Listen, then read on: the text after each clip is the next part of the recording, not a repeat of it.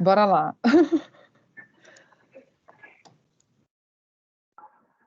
Gravação iniciada, presidente. Ok, obrigada. Vamos retomar a nossa sessão de julgamento do dia 13 de julho de 2021, período da tarde, segunda parte do período da tarde, da primeira turma da terceira Câmara da segunda sessão do CAF.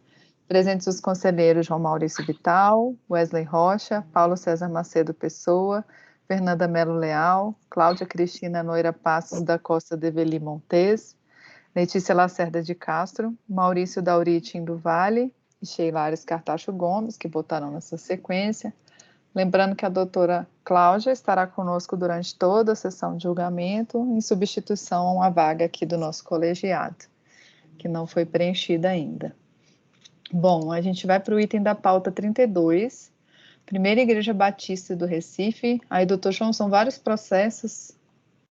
Qual a sequência que o senhor quer? Então, vamos fazer na sequência que está aí mesmo. Tá. 32, então, depois 32. vai ter o 33, aí depois vem os outros. Bom,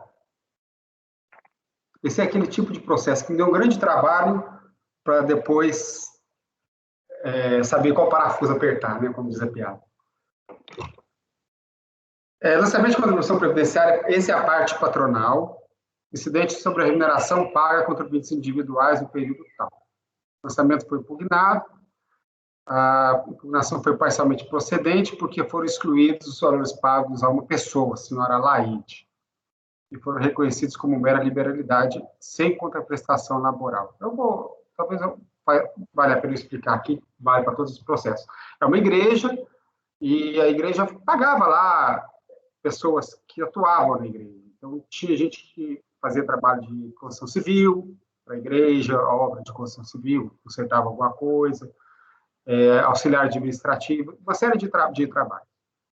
Entre esses, tinha os músicos da igreja e tinha essa senhora Laide. A senhora Laide é uma viúva de um pastor, então eles pagavam tanto para ela, mas ela não trabalhava em nada. Então, a DRJ excluiu porque não tinha nenhuma contraprestação.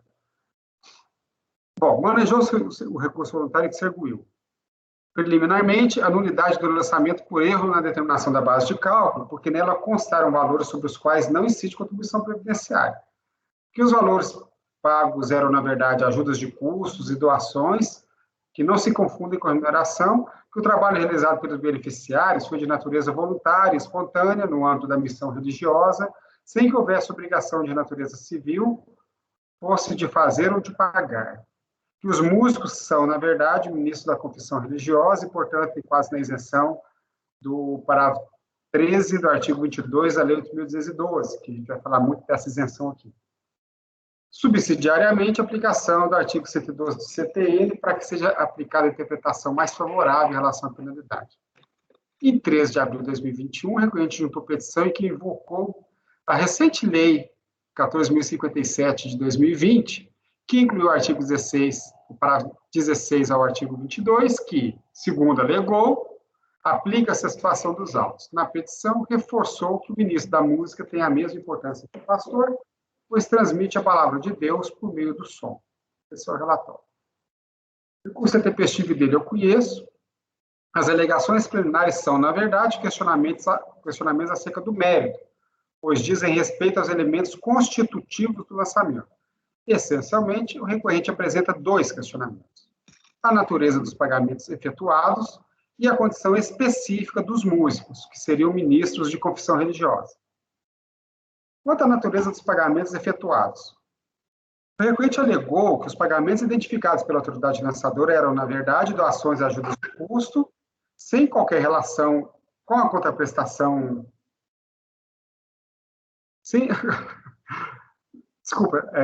relação com a contraprestação laboral, alegou ainda que os serviços prestados pelos beneficiários eram voluntários.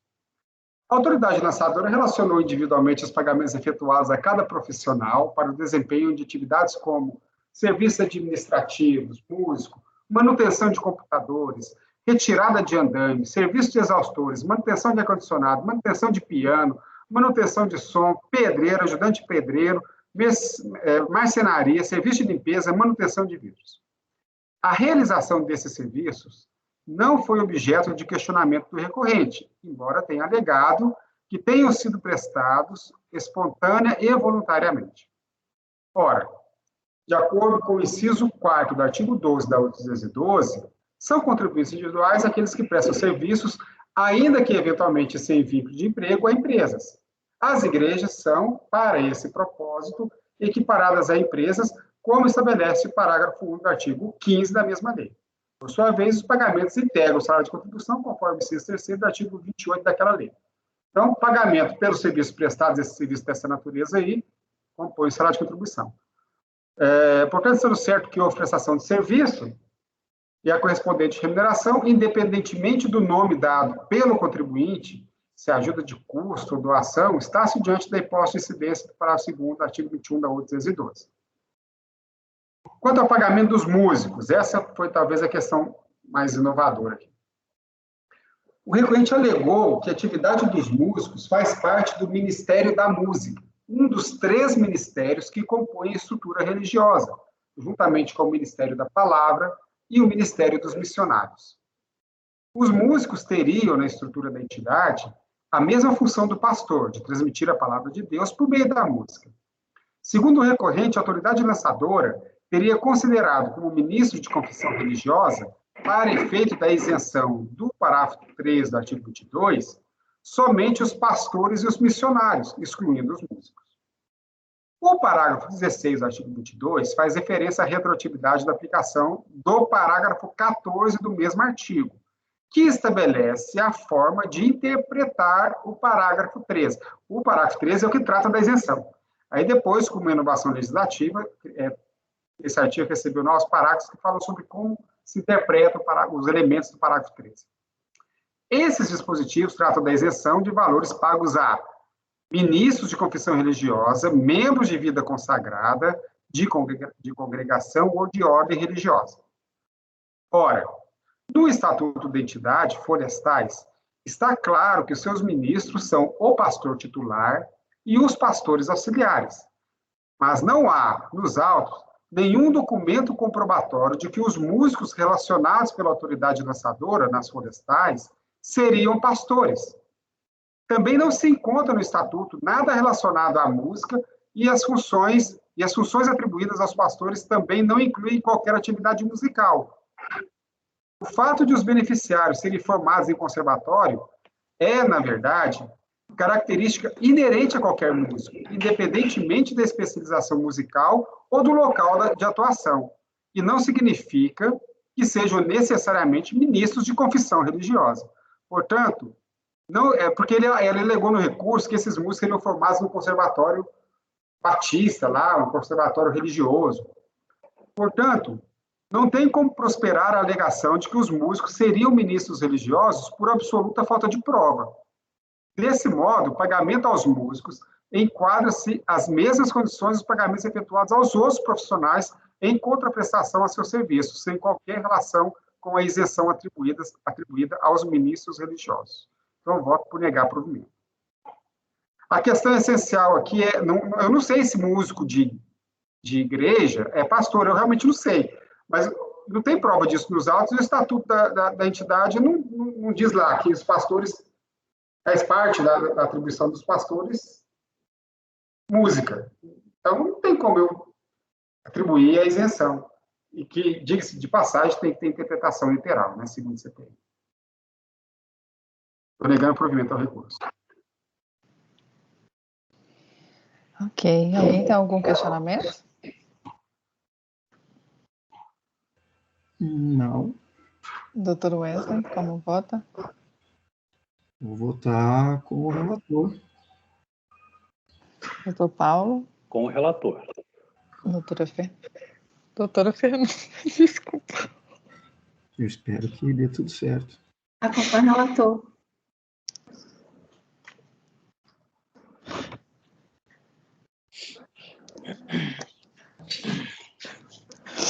Ai, aconteceu um negócio engraçado aqui, me desculpa. Doutora Cláudia. Acompanha. Doutora Letícia. Acompanho. Doutor Maurício. Eu acompanho, senhora presidente. Eu também acompanho. Interrompa a gravação, Sheila. Interrompa a gravação. Acordam os membros do colegiado por unanimidade de votos em negar provimento ao recurso. Tudo bem, já me recompus aqui, desculpa. É só fechar a janela, não tem problema. Mas eu tô lendo aqui. Mas Isso, tranquilo, foi um negócio engraçado aqui, que aqui da minha casa, eu tô rindo aqui. Então tá, então item 32, acordam os membros do colegiado por unanimidade de votos em negar provimento ao recurso. Item 33, também do Dr. João. Eu tô congelado? Tá, congelado. Eu vou fechar aqui, então. Eu vou dar um refresh. João tá sem som. Já tá sem som. Desculpa. Bom, o 33 são as mesmas remunerações, eu também estou negando provimento, só que aqui são as contribuições dos empregados que deixaram de ser descontadas e recolhidas, mas são os mesmos fatos. Aí eu trato da questão também dos músicos e demais profissionais, não muda nada. Então, o senhor está negando provimento, né? Negando provimento. Ok. Item 33, então, o doutor João está negando provimento. Alguém tem algum questionamento? Doutor Wesley, como vota? O doutor Wesley está congelado aqui, assim como... Doutor Wesley? Eu acho que ele caiu.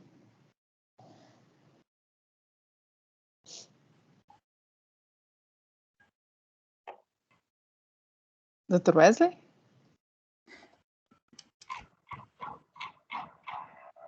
O senhor está congelado ali na outra tela, ó, está 2 vezes. Pior que eu não consigo tirar.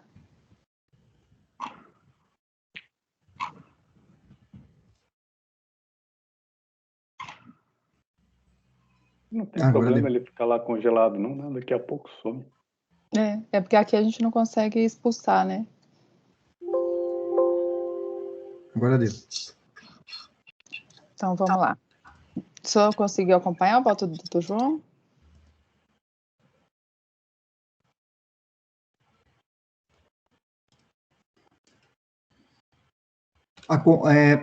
Perdão, o segundo voto?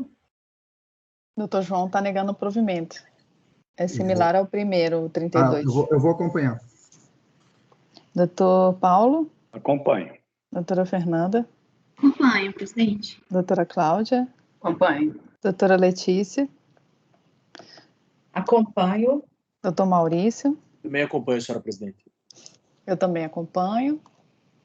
Então, item 33, acorda os membros do colegiado por unanimidade de votos em negar provimento ao recurso.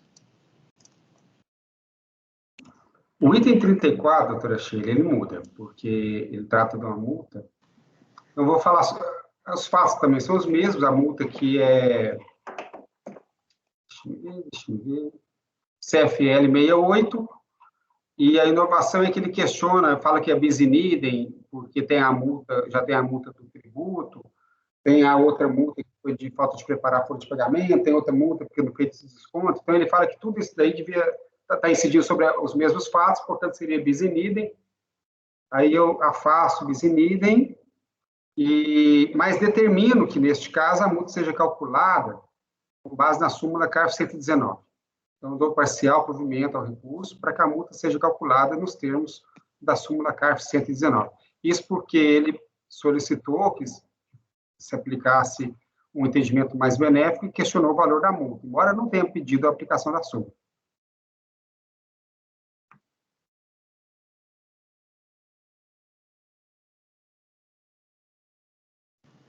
Ok, então o doutor João está negando provimento ao recurso. Alguém tem algum questionamento?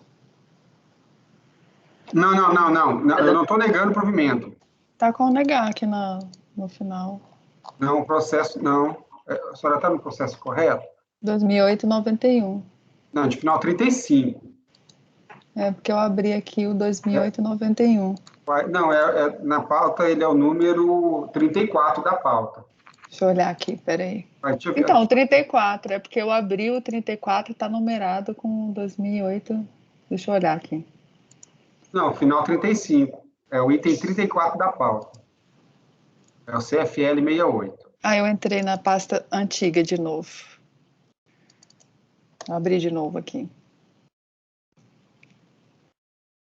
Eu voto por dar parcial Já provimento. parcial provimento para aplicar a súmula CAF 119. Isso, exatamente. Tá. Não, eu vi que você falou isso, mas eu achei que não tivesse na conclusão. Ok. Dr. Wesley? Eu acompanho. Dr. Paulo? Acompanho. Doutora Fernanda? Acompanho. Doutora Cláudia? Acompanho. Doutora Letícia? Acompanho. Doutor Maurício? Acompanho, senhora presidente. Então, item 34. Acordam os membros do colegiado em dar parcial provimento ao recurso para que a multa seja calculada nos termos da súmula CAF 119. 2008-48, item 35. 35 e 36 são, respectivamente, a multa por deixar de preparar a folha de pagamento com as remunerações desses contribuintes individuais, que é o CFL 30, e o 36 é o CFL 59, que é deixar de efetuar os descontos das contribuições dos empregados, dos contribuintes individuais. Então, estou negando provimento nos dois casos. Ok. Não precisa ler, porque os fatos são os mesmos. É os mesmos fatos, né, do principal lá que você leu. Tá. Alguém tem algum questionamento? Vou colocar em votação o 35 e 36. O doutor João está negando provimento ao recurso. Doutor Wesley. Eu acompanho. Doutor Paulo. Acompanho. Doutora Fernanda. Acompanho. Doutora Cláudia. Acompanho. Doutora Letícia. Acompanho. Doutor Maurício. Acompanho, senhora presidente. Eu também acompanho. Então, item 35 e 36, acordam os membros do colegiado, por unanimidade de votos, em negar provimento ao recurso. Item 37, relatoria do Dr. Wesley. Embargante Fazenda Nacional, interessado Protec Assessoria e Consultoria. Esse voto aqui, ele é um voto simples, né? O que acontece? Nós tivemos uma decisão colegiado aqui, né, deste colegiado, em 6 de julho de 2020, declarando a decadência parcial do auto de infração. E naquela ocasião, este relator proporcionou a decadência até dezembro de 2002. Né? Então, o lançamento diz respeito a março de 99, março de 99 e dezembro de 2004. Foi alegada a decadência, foi dada a decadência parcial, só que foi dada a decadência até dezembro de 2004, e a Fazenda opôs embargos, dizendo o seguinte, que a competência de dezembro não teria sido atingida porque poderia ter sido lançado no ano subsequente, e a intimação, neste caso, teria sido em 6/6 de 2008. Então, neste período, não teria ocorrido a decadência. Eu estou acolhendo os embargos para sanar o vício apontado, com efeitos infringentes, para que seja declarada decadência nas competências março de 99 a 11 de 2002, inclusive. Tenho aqui uma consideração, mas que não coloquei no voto, né? Que é, eu entendo que o lançamento, ele remonta, né, às competências devido ao exercício que foi lançado, não mitigando, neste caso, o período que, por exemplo, seria o mês 12, dezembro. Mas eu fiquei pensando, fazendo algumas reflexões, que é o seguinte, como é que a fiscalização iria encaminhar um auto de infração em específico, né, para o contribuinte sobre essa competência? Então, assim, me veio assim, uma reflexão que o auto de infração ele teria uma unicidade, apesar de ser por competências, né, a sua base de cálculo, né, os lançamentos, as apurações das contribuições devidas. Então, assim, eu estou acatando, acolhendo, mas eu tenho essa consideração, assim, para uma reflexão futura, talvez. Não vai ser remontado outro auto de infração para ser intimado o contribuinte nesse aspecto. Ele foi feito por uma unicidade, né, integral. Ele remonta um auto de infração. Não sei se seria o caso de uma argumentação válida, né? Mas, depois, se o doutor João quiser, não temos mais aqui como debater fora do colegiado, né? Mas bater um papo sobre isso, eu gostaria até.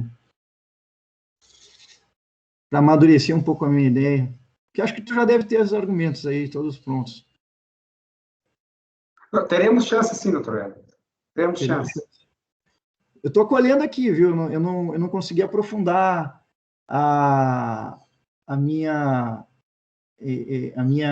esse pensamento que veio, essa argumentação, né? Eu não consegui aprofundar.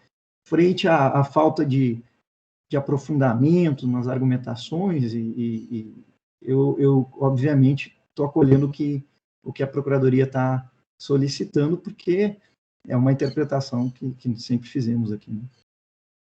Mas eu fiquei pensando, poxa, é de se levar em consideração. Ele não vai ter oportunidade de fazer sobre essa competência em específico. Então, isso aí, fiquei pensando aqui. O exercício é o que valeria para mim, integralmente, e não retirar. Geralmente é ao mês 12 e o 13, né? Do 13º. Não sei se eu estou aqui falando muita bobagem, mas é uma argumentação que eu pensei, uma fundamentação.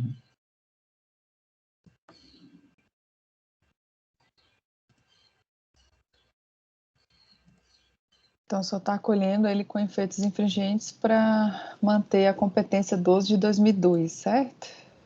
Isso. Bom, alguém tem algum questionamento? Doutor João? Eu vou acompanhar o relatório. Doutor Paulo? Acompanha. Doutora Fernanda? Acompanho. Doutora Cláudia? Acompanho. Doutora Letícia? Acompanho. Doutor Maurício? Acompanho, senhora presidente. Eu também acompanho.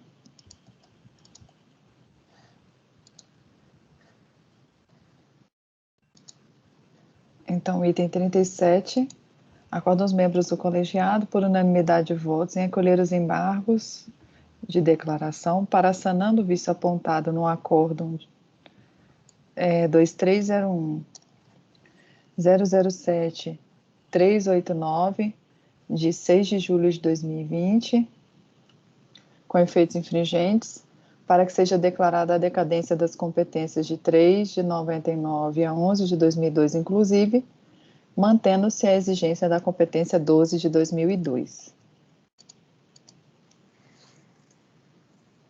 Esse foi o item 37. Próximo item é do Dr. Maurício, 38, Indústria de Confecções Rota. Vamos lá, senhora presidente. Senhores conselheiros, esse caso não me pareceu um caso tão difícil. É um recurso voluntário, das folhas 184 a 199, em que o recorrente sustenta, em síntese, que o artigo 25 caput, inciso 2º e parágrafo 1º da MP 449/2008 estabelece uma nova ordem jurídica para os órgãos colegiados e seus integrantes, a qual ainda não se encontra ajustada e devidamente composta. Então, nesse norte, ele espera provimento em face da disciplina do artigo 5º, inciso 53 da Constituição Federal, dizer que cumpre a fiscalização o ônus probatório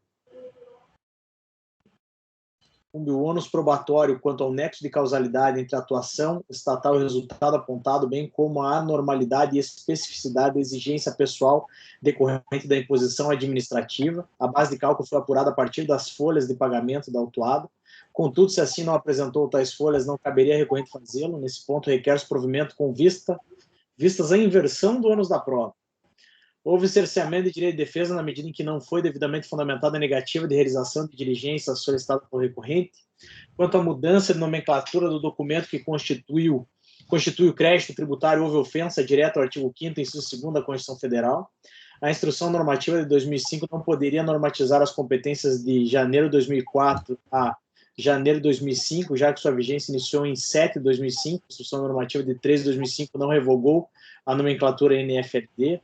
Sobre fato gerador ocorrido até 4 de 2006, não se poderia aplicar uma norma vinda em 28 de 5 de 2008, eis que inexistente, aplicar-se-ia da sua época, ou seja, a NFLD, assim preceituada pelo artigo 638, na instrução normativa ora festejada.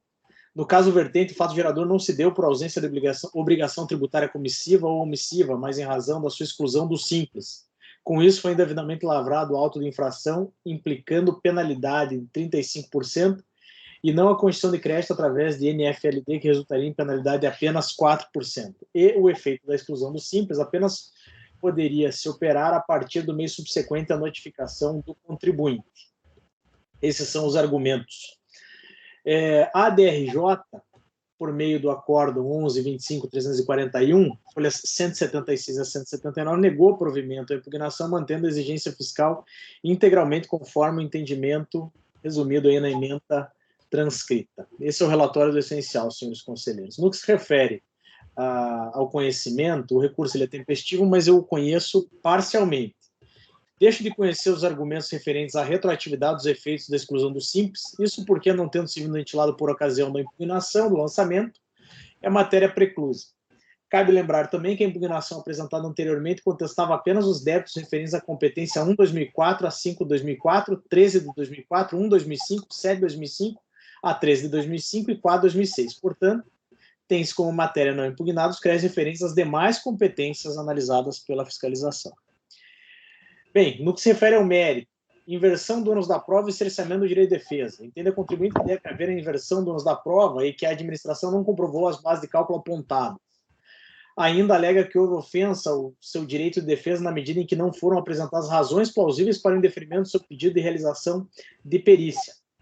Sobre esse ponto, daí eu cito o que disse a DRJ, verifica-se que assiste razão à decisão recorrida na medida em que, de fato, a contribuinte apenas apresentou memória de cálculo e documentos que não se prestam a afastar as contestações elencadas no auto de infração. Ainda, conforme o documento de folhas 47 a 129, a fiscalização chegou às bases de cálculo apuradas a partir da comparação entre as declarações fornecidas pela empresa e os valores constantes de folha de pagamento, rescisão de contrato de trabalho e outros elementos contábeis. Nesse sentido, convém apontar que nem o princípio da verdade material tem o condão de tornar desnecessárias as provas das alegações feitas contra o lançamento tributário, como já decidiu a nossa primeira turma, que cito um caso.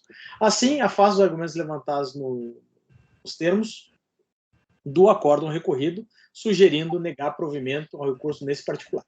A alteração do nome do documento de constituição de débito e valor da multa aplicada. Entende a recorrente que não poderia ser lavrado auto de infração com a multa no patamar que lhe foi aplicada, mas sim notificação fiscal do lançamento de débito com multa no patamar de 4%, uma vez que o que justificou o lançamento foi a exclusão do simples e não conduta comissiva ou omissiva por parte da contribuinte. Entretanto, não lhe assiste razão. Primeiramente, a justificativa para o lançamento não é a mera exclusão do regime do simples. Tratam-se de pagamentos não realizados ou realizados a menor, resultantes de preenchimento equivocado das declarações e guias de recolhimento pela empresa ao assinalar ser optando o simples, quando na realidade já não teria direito ao mencionado regime. Dessa forma, descabe a alegação da recorrente.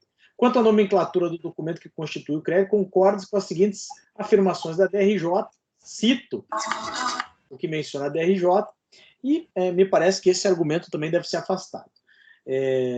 Diante disso, eu voto por negar provimento ao recurso voluntário, mantendo integralmente o lançamento formalizado por meio do auto de infração 37.156.5855, senhores conselheiros.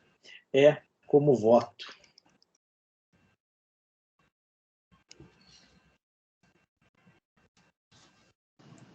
Só uma correçãozinha. No conhecimento, você deixou de conhecer de uma matéria, né? Que foi uma matéria que não foi alegada na impugnação. Deixei.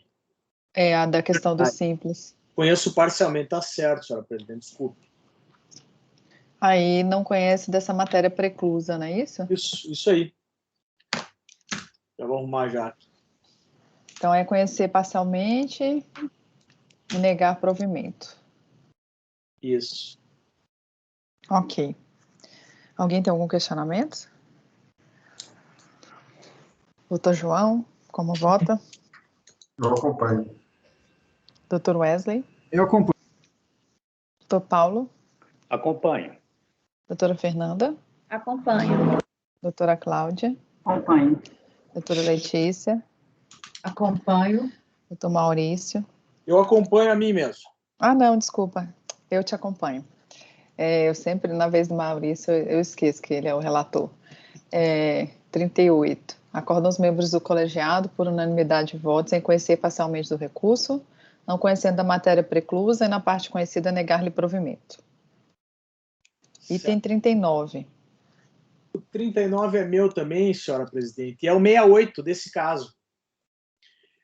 O recurso voluntário está às folhas 293, 307, em que ele sustenta, né, o recorrente sustenta que há contradições nas comunicações oficiais, já que o comunicado número tal menciona cópia anexa, documento esse que decide em dar provimento ao recurso voluntário, enquanto o documento anexo dispõe julgar improcedente a defesa intentada, mantendo na íntegra o crédito tributário desse normativo. Já disse a contribuinte em defesa sucinta que sempre apresentou a GFIP em tempo hábil, e a diferença registra pela ausência da parte do empregador. Esse, naquela GFIP apresentada, era um recorrente tido como simples. O ato declaratório publicado em 8/12/2016 não determina o início de seus efeitos para 1/12/2003. Tendo em vista que, no caso de dúvida, a legislação tributária deve ser interpretada em favor do contribuinte, tem-se, por força do artigo 15 da 9.317/96, exclusão dos simples apenas surtir efeitos a partir de janeiro de 2017.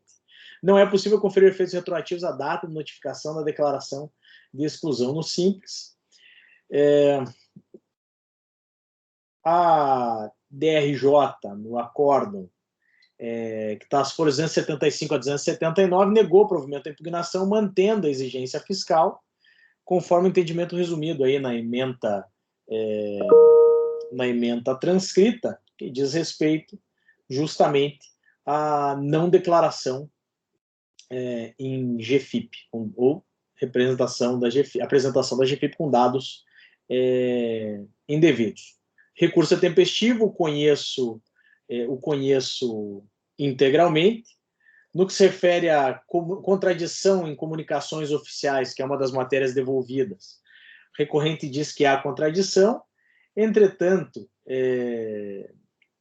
a recorrente teve acesso aos termos exatos do acórdão da DRJ, que veio anexo à mencionada comunicação, né? É um mero erro material, não me parece razoável supor que não se afastaria qualquer tipo de dúvida por meio da leitura do acórdão.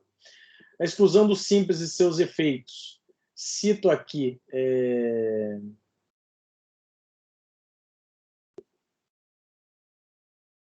eu cito até a súmula CARF 77, mas não sei se era o caso de citá-la aqui. Entende a recorrente que a sua exclusão do simples apenas poderia surtir efeitos posteriormente à sua ciência do ato administrativo de exclusão, de forma que não poderia retroagir até a data dos fatos analisados no presente processo. Nesse sentido, assevera que não poderiam ser irregulares as suas declarações à fiscalização, posto que foram realizadas na sistemática permitida pelo regime do simples, e antes da publicação do ato de exclusão. Cabe aqui lembrar que diz a súmula 77 quanto à possibilidade de lançamento de ofício na pendência de processo administrativo que trate da exclusão do simples, cito a súmula 77. Um dos efeitos imediatos da exclusão do simples é a tributação pelas regras aplicáveis às empresas em geral, por força da expressa disposição legal do 32 da Lei Complementar 106 de 2006. Ao contrário do que afirma a recorrente, consta explicitamente do ato declaratório executivo 57, que a exclusão surtirá efeitos a partir de 1/12/2003. Não há que se falar, então, em interpretação benéfica em caso de dúvida.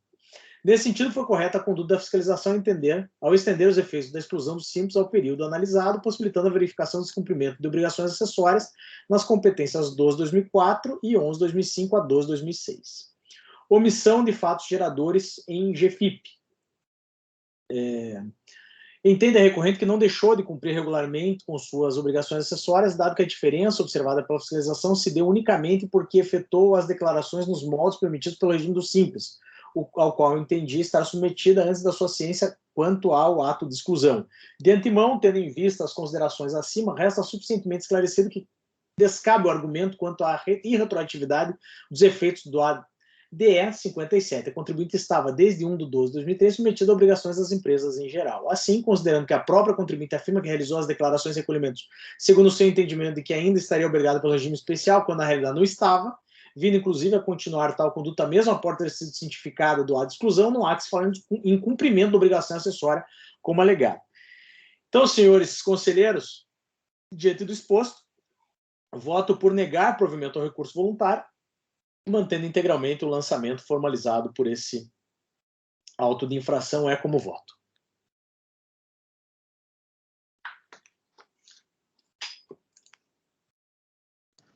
Eu fiquei numa dúvida aqui. É porque no anterior, eu não sei se eu não li com... Não vi, ele alegou essas questões do ato declaratório? Ele alegou a retroatividade, a impossibilidade de retroatividade dos efeitos. Ele não atacou o ato em si, falou só dos efeitos. É porque eu não sei em que pé que está esse processo desse ato declaratório de exclusão. A minha dúvida é se esse processo já teve uma decisão administrativa.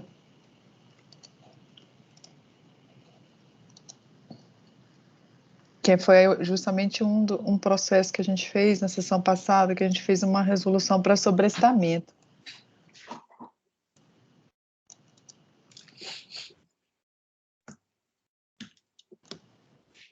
Você tem o número do processo desse ADE? Que ele cita aí? Estou procurando aqui, Sheila.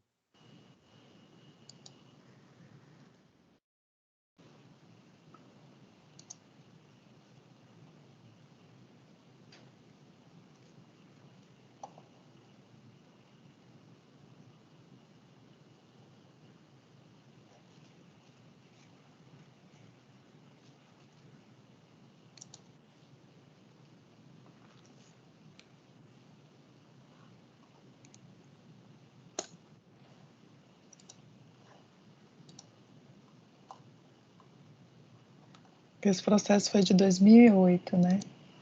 Esse ADE deve ser 2007.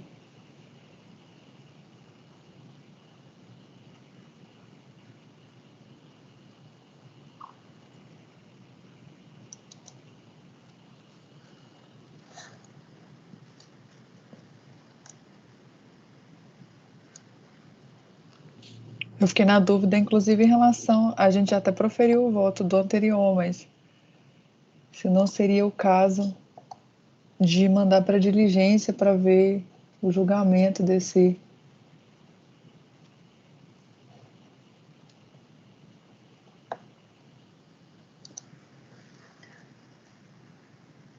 ADE. É porque quando eu li o relatório do anterior, deu a entender que é como se ele tivesse se declarado optante e ele não era optante, né? Mas aí, nesse caso, teve um ato declaratório. Aí, como ele questionou os efeitos, essas coisas, aí me veio na cabeça essa questão do fato de que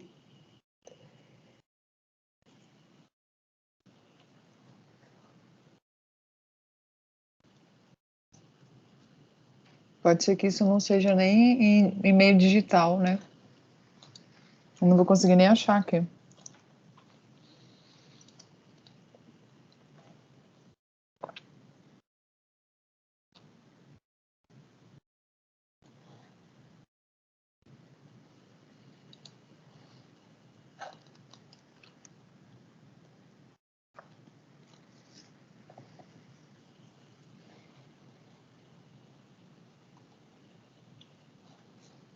E pela data do protocolo, os processos anteriores a 2008, nenhum versa sobre. Acho que nenhum versa sobre. Deixa eu ver se aqui.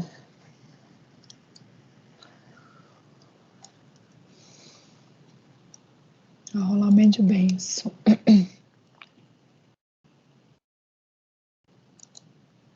Eu não lembro de ter visto o número desse processo, Michel, na impugnação. Vou ver se tem no recurso aqui, mas não lembro de ter visto. Eu acho que não, eles normalmente citam só a DE, né?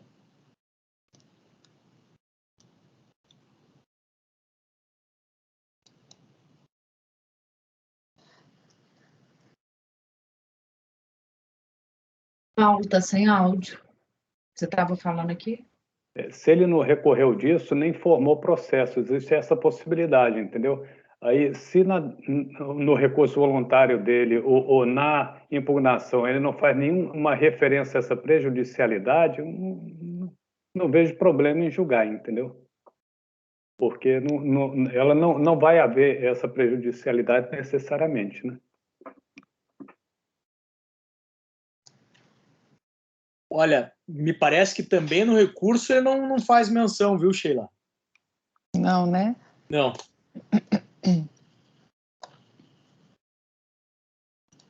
Que possivelmente deve ter já sido decidido, né? Administrativamente.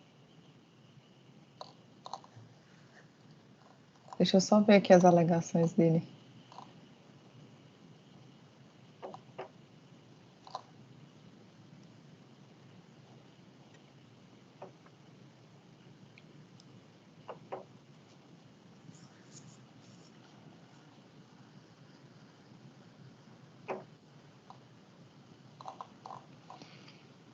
O fiscal nem cita o ato declaratório, ele só fala que ele se declarava como optante e não era, né?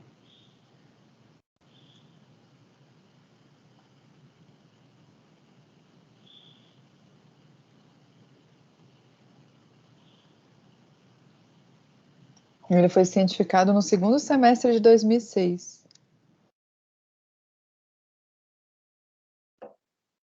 E diz que ela foi reincluída em 2007.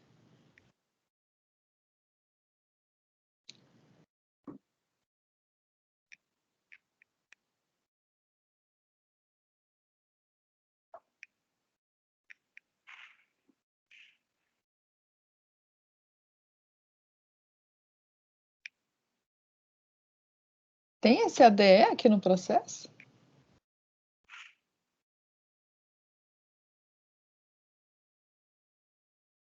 Ele só questiona o efeito, né? Se é retroativo ou não. Tá. Só questiona o efeito, só o efeito. Tá.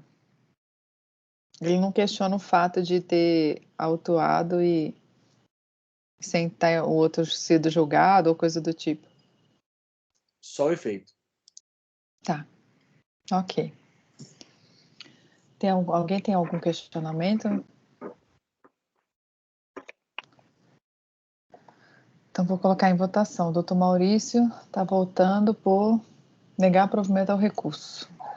Doutor João. Eu acompanho. Doutor Wesley. Eu acompanho. Doutor Paulo. Bom, é só para... Acompanhe, mas eu achei um processo aqui que talvez se refira ao simples, entendeu? Qual é? De 2006. Ele falou que foi no final de 2006. É o processo 14.751.008487 2006 16. 2006, 16? Para mim aparece só o 46. E aí, como é que tá? Eu achei isso aqui num outro julgamento que falou sobre esse processo, entendeu? Não achei Deixa eu consulta. Ele não aparece para mim no nome do contribuinte.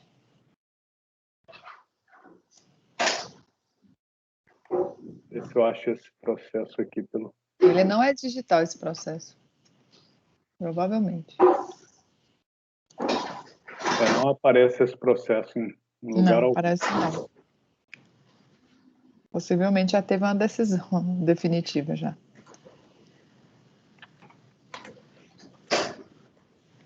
Você achou aonde esse número? É uma referência a esse processo, eu achei em outro processo, entendeu?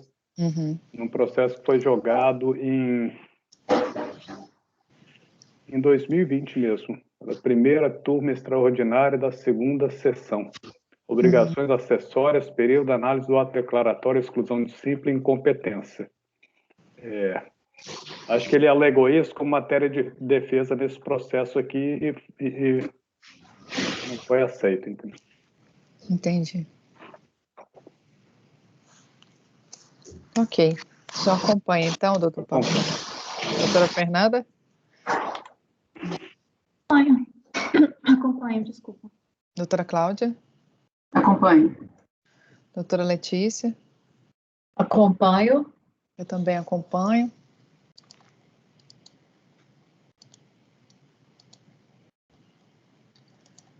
Então, acordam os membros do colegiado, por unanimidade de votos, em negar provimento ao recurso. Isso foi o item 39. Próximo item da pauta, doutor João. Puro grão, indústria e comércio.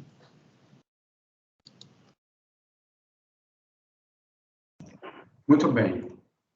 É um lançamento de multa por não contabilizar em títulos próprios da contabilidade os fatos geradores das contribuições previdenciárias. A impugnação foi considerada improcedente e, no recurso, ele arguiu a nulidade do lançamento por ausência de motivação, pois a autoridade lançadora não teria analisado devidamente os pressupostos de fato. A nulidade do lançamento e o prejuízo à ampla defesa, porque o contribuinte não foi intimado a prestar esclarecimentos no curso da ação fiscal. A nulidade do lançamento por inexistência de previsão legal para tipificar a conduta descrita pela autoridade lançadora. O fato de não se separar os registros contábeis em contas distintas não dificultou nem impediu a fiscalização. No mérito, que as aquisições de produtores rurais pessoas físicas foram contabilizadas em contas patrimoniais de estoque por produtor, em contas individuais. Seu relatório. O curso intempestivo dele conheço. Quanto à nulidade do lançamento por ausência de motivação, não tem razão recorrente, porque o relatório fiscal é suficientemente claro a apontar o fato gerador da multa, que é a motivação do lançamento, e correspondeu à conduta do contribuinte de não distinguir na contabilidade, em contas próprias e exclusivas, as aquisições da produção rural de pessoas físicas sobre as quais incidem contribuições previdenciárias por subrogação daquelas aquisições de pessoas jurídicas. Quanto à nulidade por prejuízo à defesa, pois o contribuinte não teria sido intimado a prestar esclarecimentos no curso do procedimento fiscal, também não tem razão recorrente. Ocorre que a fase litigiosa do processo tem início com a apresentação tempestiva da impugnação, conforme já conhecemos. Além disso, a súmula CARF número 46 deixa claro que o lançamento de ofício pode ser realizado sem prévia intimação do sujeito passivo nos casos em que o fisco dispuser de elementos suficientes à constituição do crédito tributário. Quanto à nulidade por ausência de previsão legal que tipificasse a conduta do contribuinte, o recorrente também não tem razão, a conduta está tipificada no dispositivo tal. Quanto à alegação de que a conduta do contribuinte de não separar os lançamentos em contas distintas não teria causado prejuízo à fiscalização, porque foram lavrados os autos de infração, mesmo sem a contabilidade estar adequadamente escriturada, também não reside razão ao recorrente. Ora, a lei determina o registro separado dos fatos geradores justamente para facilitar a atividade estatal de verificar o correto cumprimento das obrigações tributárias. Ao desatender esse comando legal, o contribuinte certamente provocou a necessidade de diligências fiscais adicionais para separar nos registros contábeis aqueles que configurariam fatos geradores de contribuição previdenciária, quando a lei determinava que essa separação fosse promovida pelo contribuinte em contas específicas. Identificada a ocorrência do fato gerador, obrigatória foi a lavratura do auto de infração nos termos do artigo 132 do CTN.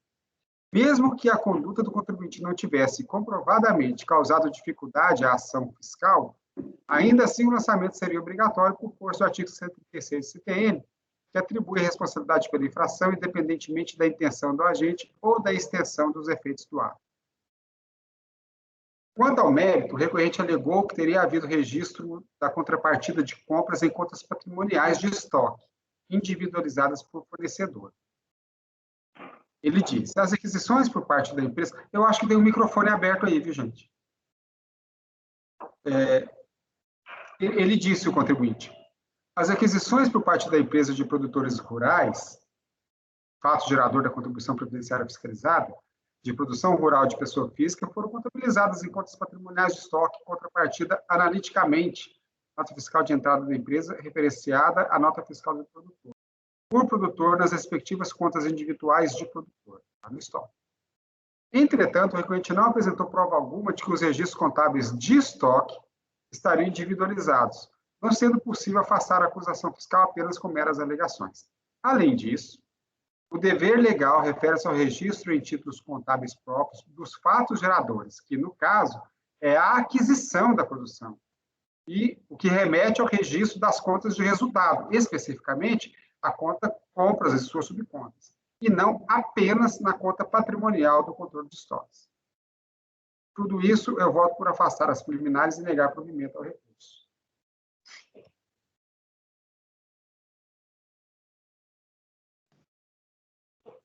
Ok. Algum questionamento?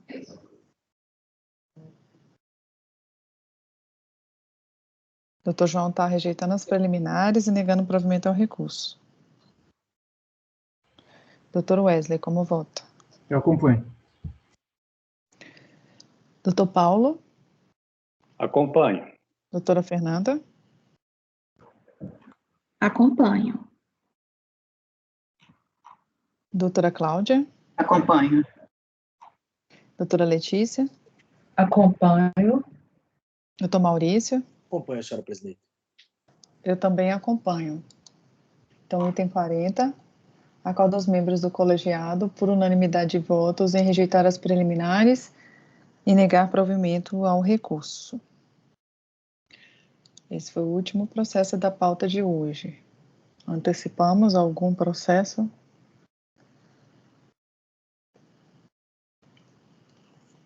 Ô, doutora Sheila, eu, da minha parte, se quiser antecipar, poderia antecipar, mas eu votaria por encerrar e a gente retomar amanhã cedo. Está tranquila a pauta? Só gostaria de fazer uma explanação rápida, eu já adiantei para a Sheila, né? Sobre os processos que eu terei no último dia da sessão à tarde, que são 6 processos, só para dar 5 minutos eu exponho o que eu quero expor, só para não partir do zero no dia, entendeu? Eu posso interromper, então, a gravação? Pode. Interrompemos, porque já cumprimos a... Hã? Oi? Realmente não é o momento oportuno de discutir isso. Não vamos deixar para discutir no dia mesmo. Como a gente já encerrou a pauta de hoje, eu vou interromper a gravação. Então,